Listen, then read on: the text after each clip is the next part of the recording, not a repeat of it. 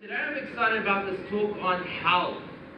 How many of you would consider yourself pretty healthy and pretty fit? No one. Yeah? Yeah, a few? Okay. We're in this series about spring cleaning, and last week, can you remember some of the thoughts that we shared last week about spring cleaning? Anyone got something? Yes, Richie. Choose a spot. Okay, awesome. Yeah, we shared about how we want to spring clean our mind, and one of the best ways we could do that is actually by getting in the Word. And we said, hey, choose a spot, and then what do you have to do? What's the other yes? Spend time, okay, in the Word. And how many minutes did I say at least? Maybe try for 15, cool. And then what was the last thing? Share. Awesome. Now let's be really honest, because we're an honest church here. How many of you did that? Yeah, a few? Cool. How many of you were just, didn't even faze you, forgot about it, went on with your week? No judgment, okay? Yeah?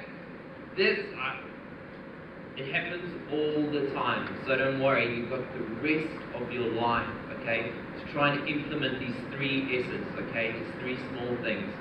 And the reason we shared that last week is because we saw the value of actually, having sort of our mind renewed and focusing on stuff that will feed us and fuel us. And there was another F, fertilize our fruitfulness in life. And we shared a bit about that. But today we're going to change direction, and we're going to speak about our health. Before we do that, I just want you guys to know that I am so thankful for everyone who was involved with our kids and our youth camps this last week, alright? For our first camp, we had the intermediate age kids, and our second camp, we had high school age kids, and it was just a really great week. And I thought, Bree touched on it this morning, but I thought I really need to share some valuable information with you guys on what happened there. Did you enjoy the weather this week? Huh? It was raining the whole time, right? So what we understood was when you walk on the grass and it's been raining for a long time, what sort of starts to happen? Mud starts to develop, right? Now, if you can think of having heaps of kids, one in particular called Blair, he just saw all this mud and he seized the opportunity. It was at a bit of a slope, and he just seized the opportunity to take a sprint from the one side to the other, dive into the mud, and just slide all the way down the hill. Now, as one kid started this, another kid followed, and before long we had this movement, okay, and we had literally wrecked the lawn of the camping place that we were at. So it was all good fun. We were playing in the mud, the kids were loving it, and when we were done, we looked at what we had created, and it was a complete mess. Like honestly, I was getting worried because we paid our deposit, and we did not know if we were going to get that back. So we decided then, why don't we just clean up all this mud? Right, so literally what we did was we got on our hands and our knees. I wish I had photos, but they're on Facebook maybe. If not, I'll send them to you. But we got on our hands and our knees, and we literally swept all the mud. And I guess the section, was it about as big as this church floor there? Yeah? Blair would know, Bree would know, Jordan would know, because we spent our time on our knees, sweeping all the mud away, and then literally doing landscaping and pulling all the grass up again, okay? That's what we did. The kids were helping us for a few minutes, but they were just making an even bigger mess, so we eventually sent them on their way. And it looks pretty good now, we hope. We haven't got a telephone call yet. But I thought a bit about that, and I thought, that's what I guess life is also. Often we see something and we think, man, this is going to be heaps of fun, and before long we realize, hey, we're actually stuck in the mud. We've made a huge mess. We've created, this crazy movement, and we don't know how to fix it. We try to fix it ourselves, and I guess that's what church is about, where we come together and we actually depend on God, though. who says, hey, he'll wash all that mud away, he'll clean it up, and he'll help us to grow this grass again. And this is what we're trying to do with spring cleaning. We want to get rid of all the junk, the mud, the stuff that is separating us from our relationship with God. And we want to sort of evaluate our lives, see where we're at, and how we can just do life better. So last week we did mind, today we're doing health. I'm going to start with this verse in John 10:10. And it's a verse that Jesus sort of shares, and he says this. He says, the thief comes only to steal and to do what? Kill and destroy, right? But I have come that they may have life and have it to what? The full. If you don't know anything about Jesus, if you don't know anything about Christianity, if you are not a Jesus follower, the main thing that Jesus actually promises, and the reason he came to this earth, is because he wants to help us thrive in life. He wants to help us reach our full potential. He wants us to live lives full of peace, full of happiness, full of contentment. And as we sort of journey through life, he gives us guidelines on how we can implement these guidelines in our life, and it helps us to make wiser choices. And in that context then, living life to the full. So the question we're asking this whole week, or this whole series long, is this question. Can you guys remember it? Who knows, from last week? Anyone know? Who do you want to become? Who do you want to become? I want you to think about that question quickly in the context of your health. Alright? Think about it in the context of your health. Hey, who do you want to become? Think a bit about the context of your this question in your health. Think of it today as you're seated here. Think about it maybe in 1 year's time. Think about it in maybe 2 years' time, 5 years' time, 20 years' time, 25 years' time. Who do you want to become when it comes to the context of your health? Now, there's this cool app. You might have it on your phone, but it helps us answer this question really well, right? Because I know some of us are like, man, I can't even think about tomorrow, let alone, 20, 30 years' time. So what I did was I sort of typed this question into this app, and I said, who do I want to become in, about 30 years' time? How am I going to look? How is this going to look in my context, especially in health? And because definitely we're becoming something, and we can make wise choices in order to become who we actually want to become, all right? But this app does it for us, and this is a quick illustration of that. That is me, all right, 2016, all right? Now this is really cool because this app just answers this whole question for us. Check this out. 2046, this is how I look. Awesome. Huh? I really like this app because it gave me the same amount of hair still. So I'm excited, man. This is a great app. Install it, alright? But if you think that's really funny, I thought, well, let's check this out. How does this app work with other people in our church, So who else do we have up there? We got Kenny G there, okay? Now Kenny is a really fit All Black supporter. So let's check how he'll look in about 30 years' time. Let's check. I don't know. Right, off and off. Not too bad, alright? Next up, we got Bree, alright? Now for those who don't know Bree is our fitness coach, alright? She does classes here on a Monday, on a Wednesday, on a Thursday morning, and a Thursday afternoon, alright? Now this is how Bree would probably look. I typed it in on the app and I said, if she did not do Thrive, this is how she would look, alright? Let's check it out. Alright? Thankfully, she does Thrive 3 times a week, right? Now, I did another one.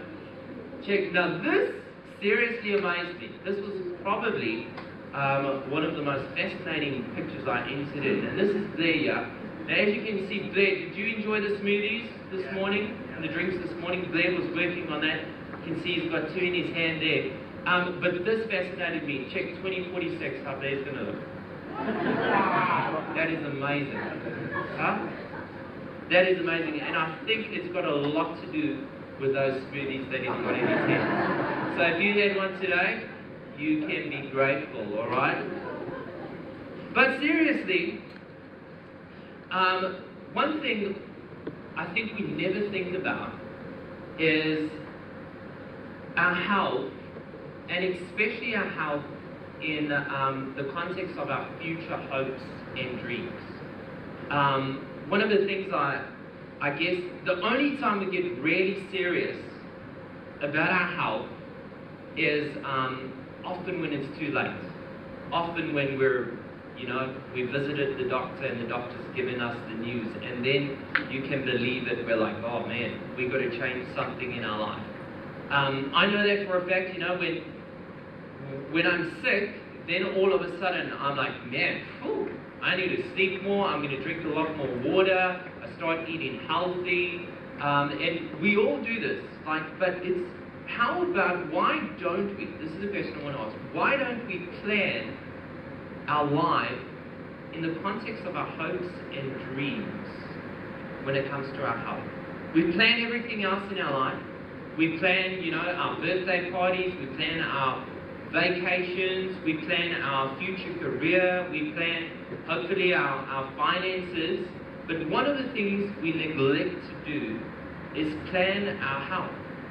How do I want to look in 5 years' time when it comes to my health?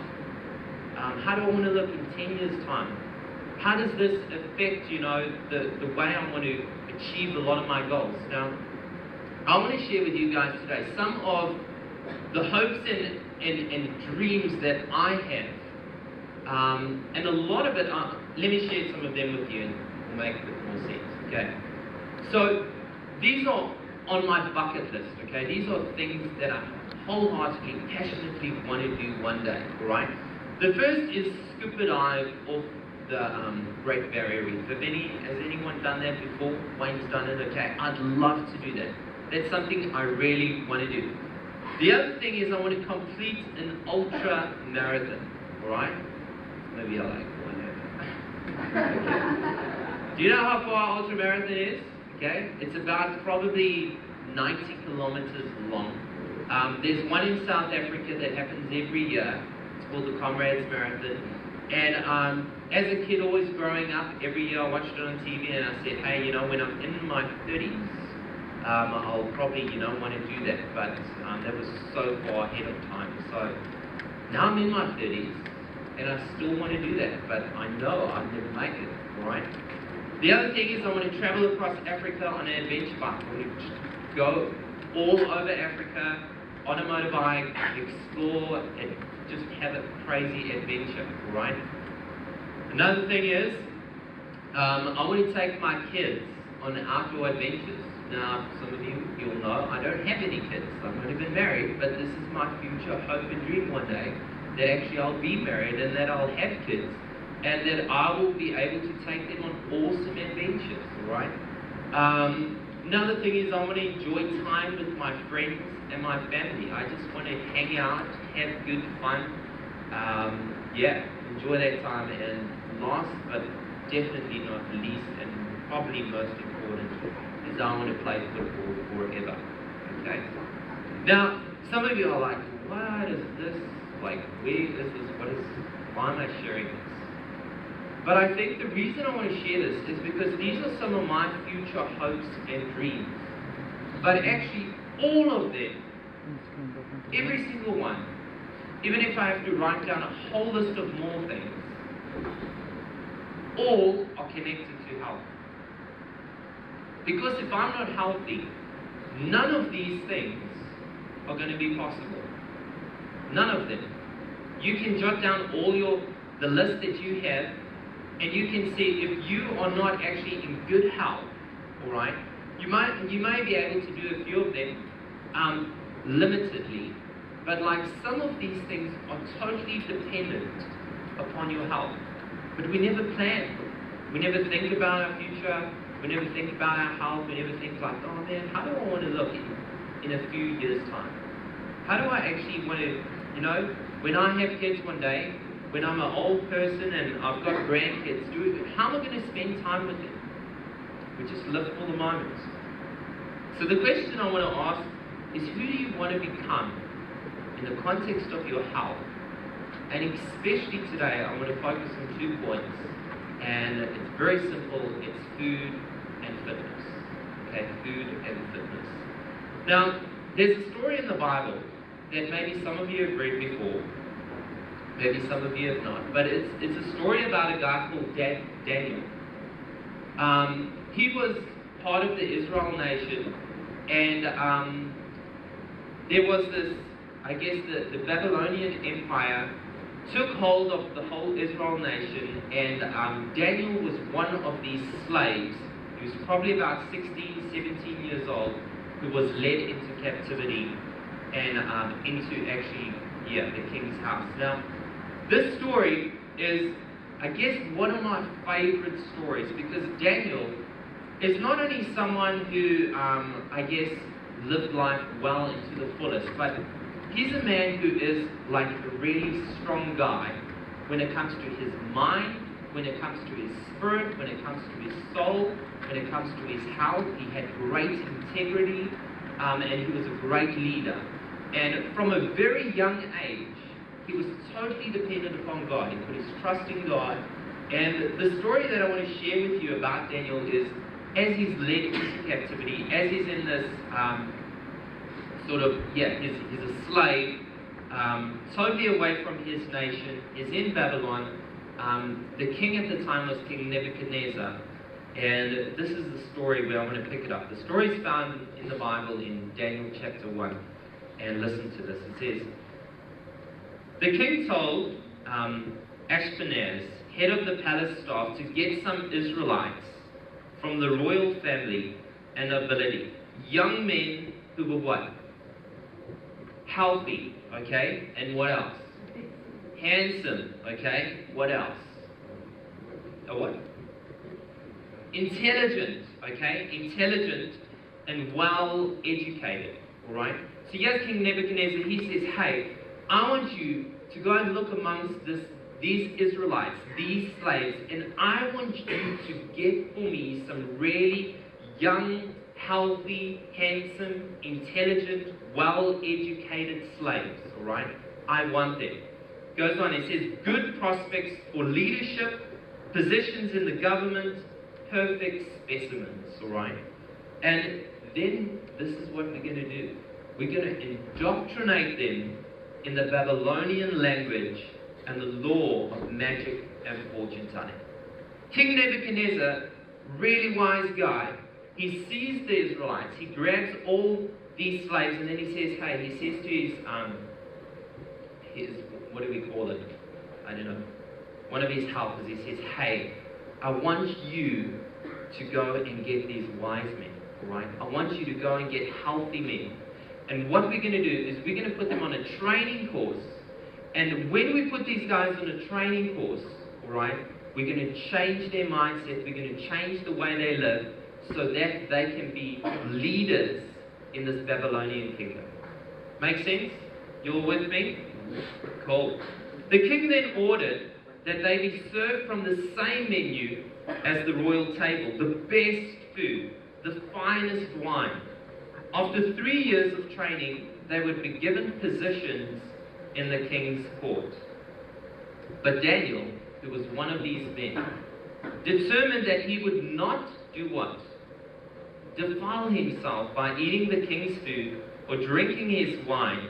So he asked the head of the palace staff to exempt him from the royal diet.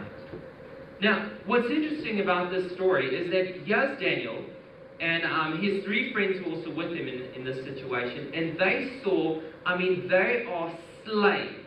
Understand this. They are slaves, all right? They are under captivity, and I guess, if they make a wrong move, what do you think would happen to them as a slave? They'd probably be put to death, all right? And here they are offered the king's delicacies, all right? The finest, the coolest, the greatest, the most awesome food that you can imagine. It's like going to, I guess, burger fuel on steroids. It's great stuff. And Daniel says, yeah, hey, he is not going to defile himself. Now, many would understand that the Jews had a lot of health laws that were implemented where they said, hey, they would not eat some meats and some foods because they were unclean. And I think maybe that has part of what Daniel is saying here. But also more than that, I think Daniel understood what it means when he asked the question, hey, who do I want to become in the future? Who do I want to become in the future? And here he's making a big decision as a teenager. He's standing up against the king. He's a slave, and he's saying, hey, a simple thing, a really small thing as just not eating the king's delicacies and drinking the finest wine. He says, hey, I don't want to defile myself. And I think, and I believe, it's because he had a plan for who he wanted to become. He had a plan for the way he wanted to serve God and how faithful he wanted to be. The story goes on there, and it says, the head of the palace staff, by God's grace, I like the Message version says this, by God's grace, like Daniel, they didn't just kill him there straight away when he said that. But he warned him, I'm afraid of what my master the king will do. He said, hey Daniel, I'm worried, I like you, you're a good guy, but I'm worried what the king is going to do to me if you do not eat this food. He's the one who assigned this diet, and if he sees that you are not as healthy as the rest, he'll have my head. He says, look man, if you are not going to eat these delicacies, you are not going to be as healthy, all right, as all the other guys, and then it's off with my head. The story goes on, and Daniel says, hey, try us. Try us out for 10 days on a simple diet of what? Vegetables and water. And everyone is like, yeah, exciting, fine. Vegetables and water. I just want to pause here quick. I'm going to go here. Just let you guys know, I do not claim to be healthy at all, okay? I am learning in this whole spring cleaning series, and one of the things I'm asking myself is, where am I at today? Okay, how am I living my life today? Last night I had the awesome opportunity to go and speak somewhere, and they gifted me with a whole bag of biltong, alright? And I can tell you, sitting on stage today, that there's not much left in that packet, alright? So I just want to share that with you guys, alright? Back to the story. Try us out for 10 days on a simple diet of vegetables and water. Then compare us with the young men who eat from the royal menu. Make your decision on the basis of what you see. Daniel says, hey, just try us out. Give us 10 days. We're just going to be eating vegetables. We're just going to be drinking water and probably doing some fitness. The Bible doesn't share that, but I'm sure that would have been. And then make your decision on what you guys see. The steward agreed to do it and fed them vegetables and water for 10 days. At the end of the 10 days, they what? They looked better and more robust than all the others who had been eating from the royal menu. Yeah, these guys are just eating carrot sticks and broccoli, right? Drinking water, and they look better than all the other guys. At the end of the time set by the king for their training, at the end of the time set by the king for their training, the head of the royal staff brought them in to the king, King Nebuchadnezzar, all right? When the king interviewed them, he found them, I love this, far superior to all the other young men, right? Yeah, King Nebuchadnezzar sees them, and other translations say that he saw them 10 times better than all the other men who were feasting on the king's delicacies. Now, why am I saying this? Why am I sharing this story this morning? And the reason I'm sharing this story is I think that Believe it or not, I think we live in an age where we have so much information at hand when it comes to our health and how to live a healthy lifestyle. There is so much information. If you go on the internet, you can just, download heaps of information. There's books, there's podcasts, there's YouTube videos. There's so much information on how we can live a healthy lifestyle. But more importantly, the reason I want to share this with you today is because I think, and I strongly believe, that God is interested in our health. God is interested in actually the food that we eat. And the reason is because He is interested in seeing us live lives to reach our full potential. You can go online, you can see research that is happening today where they are discovering constantly that what we put into our mouth is definitely affecting our bodies. I don't know if you guys have seen the Sugar movie. It is shocking, man. It is scary to see what just a can of cold drink, soda drink can do to you. There's so much information, so much stuff telling us, hey, be careful what you put in, because what you put in, what grabs your attention, is going to get you. It's going to affect your health. Why don't we just listen to some wise counsel? And why don't we think right now, already set some plans for, hey, if I actually in 5 years' time want to live a lifestyle and be fit and live like this, then I need to maybe consider what I'm putting into my body. Paul writes it like this, and he says, hey, whether you eat or drink or whatever you do it all for the glory of God. He says, hey, whatever you put in your mouth, whatever you drink, do it to the glory of God. I think that's what Daniel saw. He saw, hey, I want to live my life that is pleasing to God, that honors Him. Food and fitness. Now, I want to tell you a bit about my context. I grew up always eating meat. As South Africans, we love our braais. And my family, we always ate meat. Every family function, we had meat. But there was a stage in I think it was in high school, when my parents started thinking a bit more about lifestyle and health, and they changed, and they actually went vegetarian, right? I was like, oh, why are we doing this? So it was really disappointing. I still ate meat whenever we were at family functions and stuff, and I still eat meat today. And my brother, still today, he's on another end, where he is actually a vegan, alright? You go and try spending a holiday with that family, man. It is hard, alright? Like even an ice cream, okay? It's tough. And the one thing though I often do is I joke around with him, but actually, to be really honest, he's asking the question, who do I want to become? Who do I want to become when it comes to my health? When I'm 70 years old, or when I'm 50 years old, and I want to spend time with my kids, who do I want to become? That's the main question I think they ask. But one of the things I thought was really funny is I've been in churches that teach that if you do not eat a certain way, you will not be saved, alright?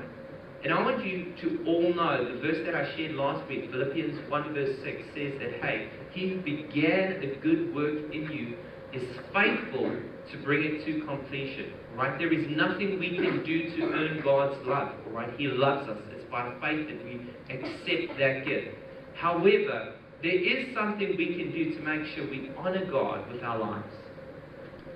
Now, one of the things that also always happened was that people always told me about diet. Diet. This is what you should eat. This is what you shouldn't.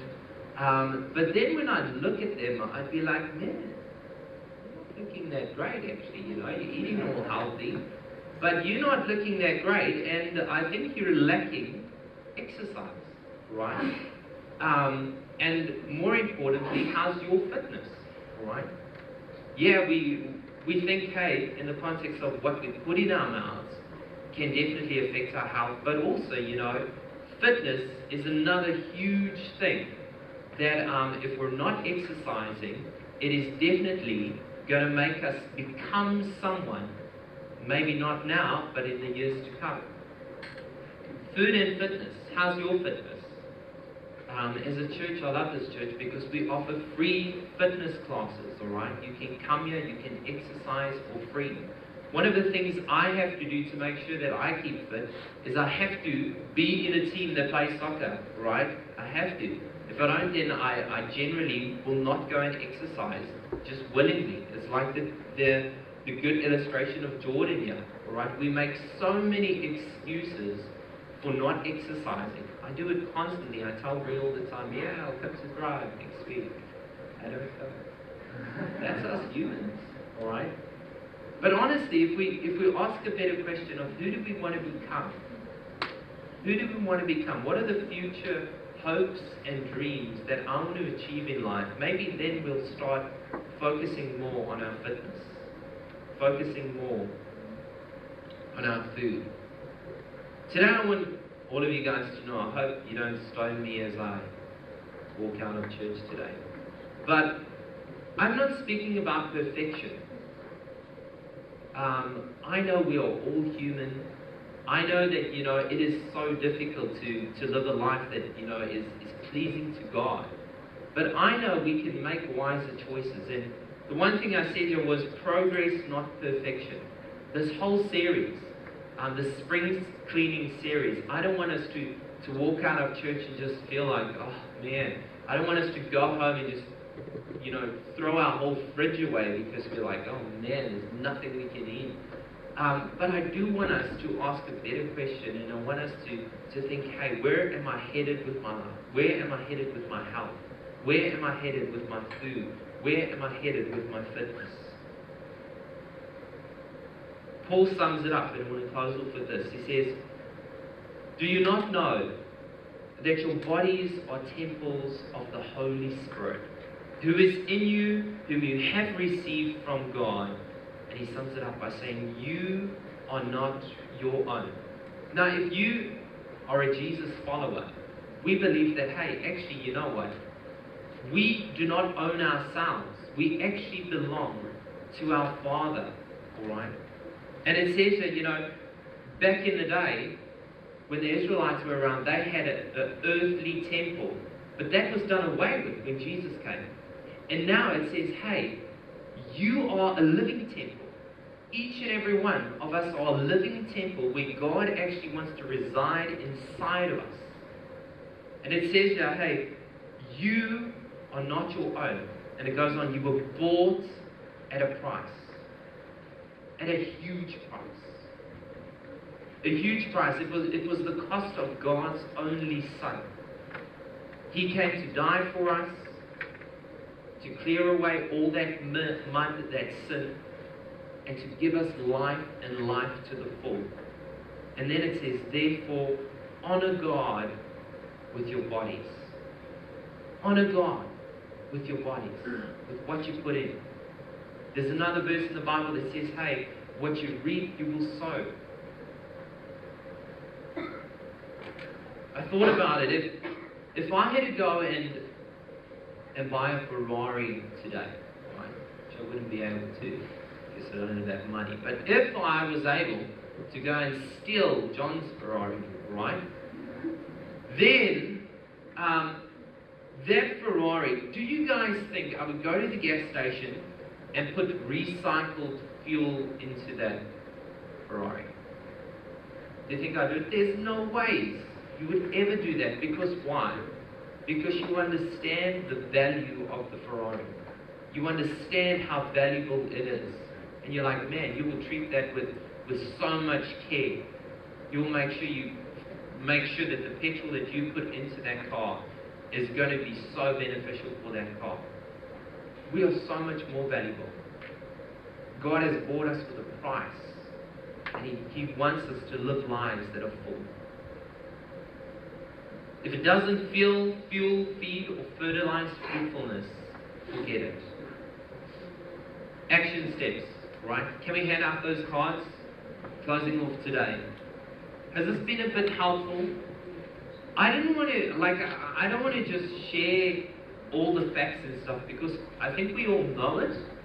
I think we all know everything there is to know about health and fitness.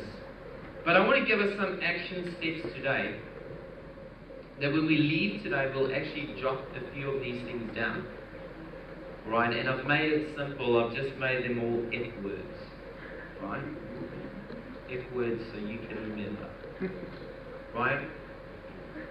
The first one is this. It's not on the card, but it is future. Future. Right? Set some future hopes and dreams for your health. What are some of the things that you want to get involved with or do one day? Jot a few of those things down.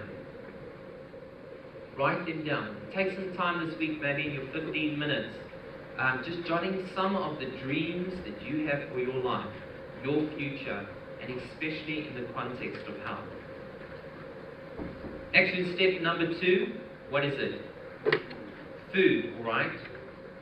All I want to encourage here is let's just try and eat and drink more real, raw, and whole foods, right? Let's just try, instead of stopping something completely, let's just try and do something else a lot more, alright? So let's just try and eat more whole foods, more veggies, be it, more good stuff, alright? Let's get rid of, maybe minimalize the processed stuff, sugar, and let's just try and focus on eating and drinking more real, raw, and whole foods. Maybe you want to do a 10-day challenge.